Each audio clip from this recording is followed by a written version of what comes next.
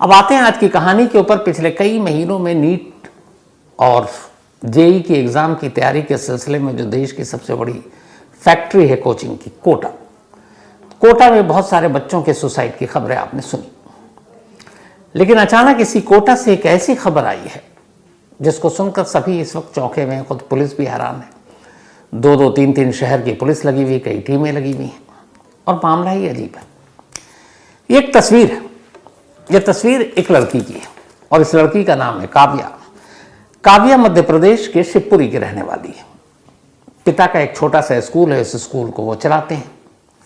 पिता का नाम है सुधीर धाकड़ और उनकी बेटी 20 साल की उम्र काव्या धाकड़। काव्या ने अपनी स्कूलिंग पूरी की। घर वालों का सपना कि बेटी डॉक्टर बने, तो घर वालों ने काव्या को नीट का एग्जाम क्रैक करने के लिए इस देश का सबसे बड़ा जो कोचिंग फैक्ट्री है कोटा में है, तो कोटा भेज दिया। बात 3 अगस्त 2023 की है। 3 अगस्त 2023 को काव्या अपनी मां के साथ कोटा पहुंचती है। कोटा पहुंचने के बाद अब वो एक जगह पर एक किसी लॉज वॉज में रहते हैं। सितंबर का महीना शुरू हो जाता है। इसके बाद एक रोज़ काव्या अपनी मां को कोटा के एक इंस्टीट्यूट में ले जाती है। इस इंस्टीट्यूट का नाम था कोचिंग इंस्टीट्यूट का PW कोचिंग। वहां जाकर कहती कि हाँ मेरा दाखला हो गया है। फिर उसके बाद वो अपनी मां को एक जगह और ले जाती, कहती है मेरा हॉस्टल है, PG हॉस्टल, यहाँ रहेंगे। अब मां अपनी बेटी को कि एडमिशन हो गया छोड़कर वापस शिवपुरी लौट आती है। सितंबर 2023 की बात है। उसका अक्टूबर, नवंबर, दिसंबर, जनवरी, फरवरी, मार्च बिल्कुल ठीक चल रहा। रोजाना काव्या की बातचीत हो रही है, सब कुछ ठीक है। अचानक 18 मार्च को काव्या के पिता सुधीर धाकड़ के मोबाइल पर एक व्हाट्सएप मैसेज आता है और मैसेज में ये लिखा था कि तुम्हारी बेटी काव्या को हमने किडनैप कर लिया है। अगर तुमने 30 लाख रुपए हमारे बताए हुए जगह पर नहीं दिया तो तुम्हारी बेटी का सर काट देंगे और फिर तुम्हें उसकी लाश ही मिलेगी। अब ये सुनकर पिता घबरा गए। व्हाट्सएप पे मैसेज किया, उधर से फिर रिप्लाई आया। इन्होंने कहा कि मैं इतना पैसे का इंतजाम नहीं कर सकता हूँ, जितना हो सकता है मैं कर दूंगा, आप बैंक का पता दो। अब ये व्हाट्सएप चल रहा और वो घबराए। उन्होंने फौरन पुलिस को खबर की। अब चूंकि ये शिवपुरी के थे, MP के, तो ये इनके वहाँ के नेता जो है ज्योतिरादित्य सिंधिया, उन तक पहुंचे कि माए बाप हमारी बच्ची की जान खतरे में, किसी ने किडनैप कर लिया, कोटा में 30 लाख रुपए की मांग कर रहा है।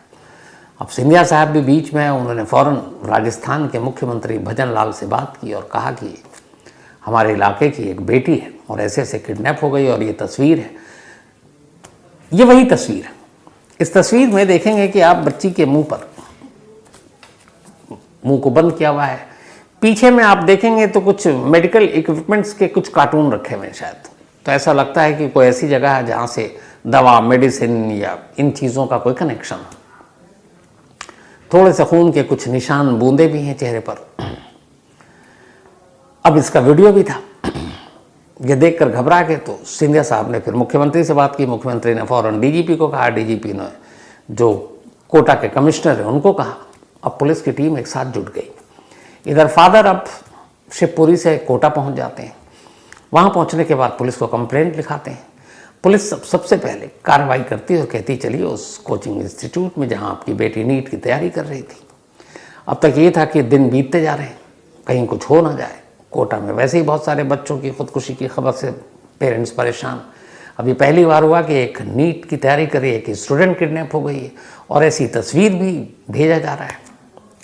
तो पुलिस के पास तस्वीर भी है, लड़की बंधक है, 30 लाख रुपए की डिमांड है। तो पुलिस अपनी जांच सबसे पहले शुरू करती है कि चलो उस कोचिंग इंस्टीट्यूट में चलते हैं जहां वो पढ़ती है, ताकि वहां से कुछ सुराग मिले, उसका सिरा पकड़कर किडनैपर तक पहुंचे। तो पुलिस की टीम लड़की के पेरेंट्स के साथ PW कोचिंग सेंटर पहुंचती है जहां सितंबर में उसका दाखला हुआ था। वहां पहुंचने के बाद पुलिस पूछताछ करती है कोचिंग सेंटर के ओनर से कि भाई तुम्हारे यहाँ की एक स्टूडेंट है, ये गायब हो गई और आपने पुलिस में रिपोर्ट क्यों नहीं लिखाई। कोचिंग सेंटर पूछता कौन सी लड़की, क्या नाम है। बताया जाता है कि इसका नाम काव्या धनखड़ है, उम्र 20 साल है, शिवपुरी की रहने वाली है। सितंबर 2023 में आपके यहाँ दाखला उसने लिया है। सारा रजिस्टर खंगालने के बाद कोचिंग सेंटर का मालिक जो कहता है उसे सुनकर पुलिस सन्ने रह जाती है। कहते हैं कि साहब हमारे यहाँ तो काव्या धनखड़ नाम की कोई लड़की एनरोल ही नहीं है, यहाँ उसका दाखिला ही नहीं हुआ, यहाँ वो कोचिंग ही नहीं ले रही है। उन्होंने कहा ऐसी कैसी बात कर रहे हो। अब माँ आई, माँ विटनेस थी साथ में जब वो 3 अगस्त को पहुँचे थे। माँ ने कहा मैं यहाँ आई थी अपनी बेटी के साथ और बेटी ने कहा था यही मेरा कोचिंग इंस्टीट्यूट है जहाँ से मुझे ट्रेनिंग लेनी है, नीट की पढ़ाई करनी है। कोचिंग इंस्टीट्यूट ने कहा कि दोबारा चेक कर लेते हैं। उन्होंने दोबारा चेक किया, तमाम स्टाफ को बुलाया, तस्वीर दिखाई, कोई पहचानने को तैयार नहीं। उन्होंने कहा यहाँ तो पढ़ती ही नहीं है, अगर होती तो हम झूठ क्यों बोलते हैं। पुलिस को लगा कि मामला क्या है ये, मतलब पिछले अक्टूबर, नवंबर, दिसंबर, जनवरी, फरवरी, मार्च 6 महीने से एक लड़की एक कोचिंग इंस्टीट्यूट में पढ़ रही है, हर दिन अपने माँ बाप से फ़ोन पे बात करती है और अब होली में आने का वादा भी किया था। और ये कोचिंग वाले कह रहे हैं यहाँ तो वो कभी आई ही नहीं, ना उसका कोई दाखिला हुआ। फादर ने कहा कि हमने ये जो दाखिला कराया था इसका हेड ऑफिस नोएडा में है, तो हमने नोएडा ब्रांच से किया था। अब नोएडा ब्रांच को फ़ोन किया गया तो नोएडा ब्रांच ने कहा कि नहीं हमने तो कोई ऐसा भेजा ही नहीं है। फादर ने प्रूफ दिया कि ये देखिए मैसेज आपकी ही इंस्टीट्यूट का, PW कोचिंग का, कि ये उस वक्त फ़ीस रिसीव और ये उसका करिकुलम, ये छुट्टी, ये वो फलाना ढमकाना। जब वो देखा तो फिर कोचिंग सेंटर के ओनर ने कहा कि एक तो हम पर्सनल नंबर से कभी ऐसे मैसेज भेजते नहीं। जैसे आपने देखा होगा कई सारे बैंक्स के अलग अलग आते हैं, तो बिजली डिपार्टमेंट के तो उनके नाम वाम होते हैं। तो उन्होंने कहा हमारा जो होता है वो PW लिखा होता है और वो कंप्यूटर जनरेटेड मैसेज होता है, किसी भी चीज़ में अपने आप सारे बच्चों को जाता है, तो पर्सनल नंबर से हमारा मैसेज नहीं जाता। और वो पर्सनल नंबर से था। अब पुलिस हैरान, बच्ची किडनैप है, जान खतरे में है, 30 लाख रुपए की मांग कर चुके हैं, वीडियो भेज चुके हैं और ज़्यादा देरी करने में कुछ भी हो सकता है, क्योंकि किडनैपिंग में सबसे ज़्यादा रिस्क होता है। अब पुलिस ने कहा क्या करूं, तो फिर हुआ कि चलो उसके PG में चलते हैं, PG से कोई क्लू मिले।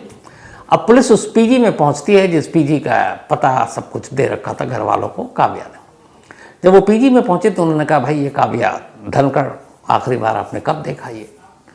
तो PG वालों के जवाब सुनकर दोहरा सदमा। उन्होंने कहा साहब इस नाम की तो कोई लड़की हमारे यहाँ है ही नहीं। उन्होंने कहा सितंबर से रह रही है। उन्होंने कहा साहब है ही नहीं। उन्होंने सारे स्टाफ को इकट्ठा कर लिया कि इवन स्टूडेंट्स को बुला लिया, क्योंकि वो गर्ल्स का था। एक लड़की ने भी काव्या की तस्वीर नहीं पहचानी। उन्होंने कहा वो यहाँ कभी रही नहीं, कभी आई नहीं। अब पुलिस हैरान परेशान, घर वाले अजब परेशान अलग कि ये माजरा क्या है। सितंबर में अपनी बेटी को नीट की स्टडी के लिए कोटा के इस PW इंस्टीट्यूट में दाखिला कराया, फीस दिए, अच्छी खासी फीस होती है। फिर कोटा की एक PG में उसको रहने का इंतज़ाम कराया। और अब ये दोनों कह रहे हैं कि नहीं हमारे यहाँ पढ़ रही है ना हमारे यहाँ रह रही है। तो फिर ये बेटी 6 महीने से कहाँ रह रही है और क्या कर रही है। अब जब ये पुलिस को पता चला तो फिर पुलिस ने कहा कि देखिए आप सारी बात सच बताइए। अब पेरेंट्स ने कहा कि सच ही बता रहे हैं। हाँ, इससे पहले उसने इंदौर में रहकर कुछ दिन ट्रेनिंग ली थी डॉक्टरी की पढ़ाई की, लेकिन वहाँ 1-2 लड़के थे जो उसे छेड़ते थे, तो हमने फिर उसे इंदौर से हटाकर शिवपुरी बुला लिया। लेकिन उसे डॉक्टर बनना था तो हमने कहा कि कोचिंग तो करानी पड़ेगी, तो शिवपुरी से फिर हमने वापस उसे कोटा भेज दिया था। लेकिन हम खुद हैरान हैं कि कोचिंग इंस्टीट्यूट वाला कैसे मना कर रहा है, PG वाला कैसे मना कर रहा है। अब पुलिस को लगा माजरा कुछ गड़बड़ है। पुलिस की टीम ने कहा अब CCTV फुटेज खंगालते हैं। अब CCTV फुटेज खंगाला जा रहा है हर जगह, कोटा में, इधर उधर। अचानक जयपुर में एक जगह पर एक CCTV कैमरे में काव्या कैद हो जाती है और उसके साथ 2 लड़के हैं, दोनों के चेहरे पर मास्क है। अब फादर ने बताया था कि जब वो इंदौर में पढ़े थे तब 2 लड़कियों से छेड़ते थे। इधर 2 लड़कों के साथ वो चल रही है, लेकिन जिस तरीके से वो जा रही है उसको देखकर कहीं से भी ये नहीं लगता है कि वो किसी के शिकंजे में है, यानी वो किडनैप है। बहुत ही नॉर्मल, और सड़क पे भीड़ भी है, लोग भी हैं, तो अगर वो किडनैप है तो एक शोर मचा दे तो शायद लोग आ जाए। लेकिन जिस तरीके से जा रही है उसके चाल को देखते हुए और उस माहौल को देखते हुए पुलिस को लग गया कि मामला कुछ और है। अब पुलिस ने और छानबीन की। जब छानबीन की तो एक और नई चीज़ अभी पता चली है। कोटा के पुलिस जो अफसर हैं उन्होंने अभी कुछ देर पहले मीडिया को ये बताया है कि काव्या धनखड़ अपने 2 दोस्तों के साथ विदेश पढ़ने के लिए जाना चाहती थी, मतलब विदेश जाकर फॉरेन कंट्री से डॉक्टरी करना चाहती थी। और शायद इसीलिए उसने अपनी ही किडनैपिंग का ये पूरा ड्रामा रचा, ताकि करीब 30 लाख मिल जाए, उसके पैसे से बाकी वो अपने 2 दोस्तों के साथ निकल ले और बाहर जाकर पढ़ाई करे। अभी ये फाइनल नहीं है, लेकिन ये कुछ देर पहले ही कोटा पुलिस की तरफ से एक मीडिया को ब्रीफिंग दी गई है। इसके बाद कोटा पुलिस ने बाकायदा अपील जारी की है, और अपील जारी की है इस लड़की और उसके दोनों दोस्तों के नाम कि आप दोनों कहीं भी हो, फ़ौरन नज़दीकी पुलिस में संपर्क कर लो, कुछ नहीं होगा, और आपके माँ बाप बहुत परेशान हैं तो आप लौटो। फिलहाल तीनों नहीं मिले, वो 2 लड़के और काव्या। लेकिन फिलहाल पिछले 2 दिनों से जो सारा धमकी और ये फोटोग्राफ्स मिले थे, वीडियो, उसके बाद से रैंसम का कोई और कॉल भी नहीं आया। अब पुलिस जिस तरीके से जहाँ पे ये वीडियो शूट किया गया है, जो पीछे कार्टन रखा हुआ आप देखेंगे, जिसके ऊपर वो मेडिकल के वो सारे बोर्ड लगे हुए हैं, उन सारी चीज़ों को देखते हुए तो होता है ना कि छोटे छोटे क्लू से भी आप कुछ निकाल सकते हो। अगर किसी बंधक को किसी कमरे में बंद करके रखा गया और मान लीजिए कि ट्रेन की गुजरने की आवाज़ आ रही, तो उसका मतलब है रेलवे की ट्रैक के किनारे में है वो रखा हुआ। कहीं बस डिपो पे उसकी कोई आवाज़ आ रही है, या फिर किसी कारखाने के है तो उसकी आवाज़ आती है, किसी एयरपोर्ट के करीब है तो प्लेन के उतरने या उड़ने की आवाज़ आती है। तो उसी तरीके से एक कमरा और उस कमरे में ये वीडियो और वो तस्वीर, और उस तस्वीर की इर्द गिर्द रखी हुई कुछ चीज़ें, उसके ज़रिए भी पुलिस उस जगह को तलाश कर वहाँ पहुँचने की अलग से कोशिश कर रही है। बच्चों से अपील भी किया गया है, लेकिन अभी तक तीनों मिले नहीं हैं, और कह रहे हैं कि लास्ट लोकेशन उसके बाद शायद इनका इंदौर मिला है, वही इंदौर जहाँ से एक वक्त काव्या को उसके फादर ने वापस बुला लिया था। अब विदेश में पढ़ने के लिए खुद के किडनैपिंग की ये साजिश या वजह कुछ और, इस वक्त अंजाम पर पहुंचना या फाइनल बताना कि यही सच है, वो गलत होगा, क्योंकि जब तक सही चीज़ ये तीनों सामने नहीं आ जाते, पता नहीं चलेगा कि आखिर काव्या ने अपने किडनैपिंग का ये ड्रामा खुद रचा, इसके पीछे की कहानी क्या है, मकसद क्या था, वजह क्या थी। इन सारी चीज़ों के लिए मुझे लगता है कि एकाक रात का इंतज़ार करना पड़ेगा, शायद कल तक इसका खुलासा हो जाए। लेकिन अगर उसने ये खुद रचा, अगर, तो फिर सोचे कि आजकल के बच्चे क्या क्या सोच रहे हैं और उनकी सोच कहाँ तक जा रही है। ऐसी सोच माँ बाप पे क्या बीतती है, आप अंदाज़ा लगा सकते हैं।